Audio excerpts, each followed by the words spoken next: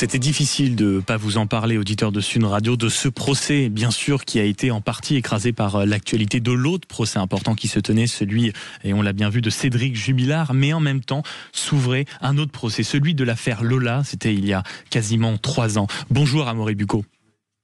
Bonjour Maxime. Merci beaucoup d'être avec nous ce matin. Vous êtes journaliste à Valeurs Actuelles et vous étiez à ce procès. On rappelle, c'est cette jeune fille qui s'est faite sauvagement assassiner il y a près de 3 ans. C'était à Paris. Un père qui est décédé de chagrin. Il était retombé dans l'alcoolisme. Son procès s'est ouvert et il y avait beaucoup d'attentes, notamment sur ce procès. Vous qui avez assisté au 2e jour, est-ce que vous pouvez en quelques mots nous retracer un peu cette affaire et nous contextualiser, peut-être nous raconter l'ambiance qu'il y avait dans cette salle ?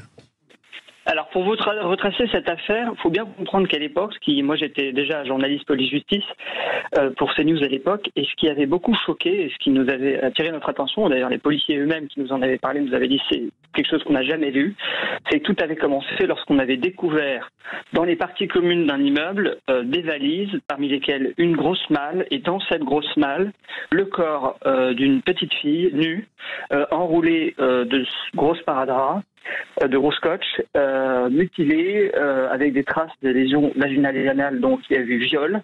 Et bien sûr, cette petite fille était morte. Et c'est qu'après coup qu'on a compris, nous journalistes, et même d'ailleurs la police aussi, que c'était une petite fille qui a dans la même résidence de cet immeuble, qui était la fille du couple de gardiens de cet immeuble, et qu'elle avait été tuée de manière absolument sauvage, puisque aujourd'hui on retient les actes de torture et de par la sœur d'une résidente de cet immeuble qui a fait une espèce de va-et-vient totalement absurde avec le corps de la jeune Lola dans cette malle. Et d'ailleurs, le premier jour du tribunal, enfin le premier jour de l'audience, de ce procès, on a aperçu les vidéos, en effet, quand elle arrive, parce qu'elle se pointe dans un bar, notamment avec ses valises, et il me semble que les vidéos ont été diffusées. Mais justement, vous parliez de la criminelle et de l'assassin présumé.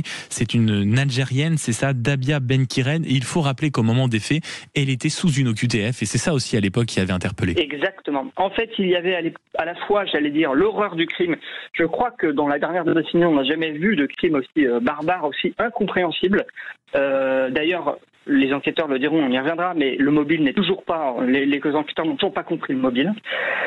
Et en même temps, il y avait effectivement cette dimension qui malheureusement revient souvent dans des faits divers, puisque l'auteur présumé était sous OQTF depuis quelques mois et donc, a priori, ne devait pas être sur le territoire français. C'est d'ailleurs pour moi un peu, j'allais dire, l'absent dans ce box, c'est l'État français qui malheureusement, encore une fois, n'a pas réussi à faire appliquer ses OQTF et la famille de Lola. Il y a d'une certaine manière, en réalité, une part de responsabilité. Le premier jour de procès, j'encourage les personnes en réalité à aller lire votre article, mon cher Amaury Bucco, au procès de l'affaire Lola, l'autre visage de Dabia Benkiren. On a essayé de comprendre son profil avec notamment une enfance, un contexte, un milieu qui était tout sauf simple.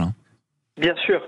Ça, c'est la première partie, le matin. Donc, c'était effectivement l'enquêtrice de personnalité. Il faut comprendre qu'une enquête de personnalité, ce n'est pas une enquête policière. C'est quelque chose qui est purement déclaratif.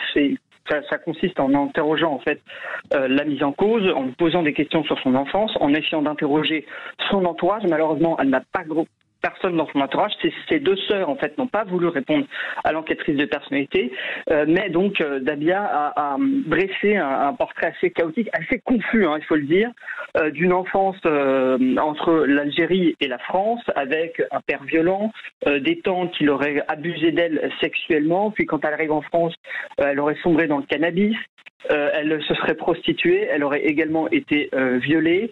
Et puis à la mort de ses parents, surtout de sa mère, elle aurait continué à vivre dans l'appartement de sa mère en France, mais elle serait tombée dans la marginalité, elle n'aurait pas trouvé de travail, elle aurait fumé du cannabis, elle aurait une espèce de vie de désérance, elle se serait retrouvée à la rue. Un parcours un peu d'errance. Et il y a aussi eu, dans le premier jour de ce procès, quelque chose d'intéressant que vous soulignez dans votre article, c'est l'amour de sa vie, en réalité, l'amour qui serait une sorte de motif pour ce crime-là. Ça sera ma dernière question, Amaury Bucco. C'est vraiment ça qui s'est passé ?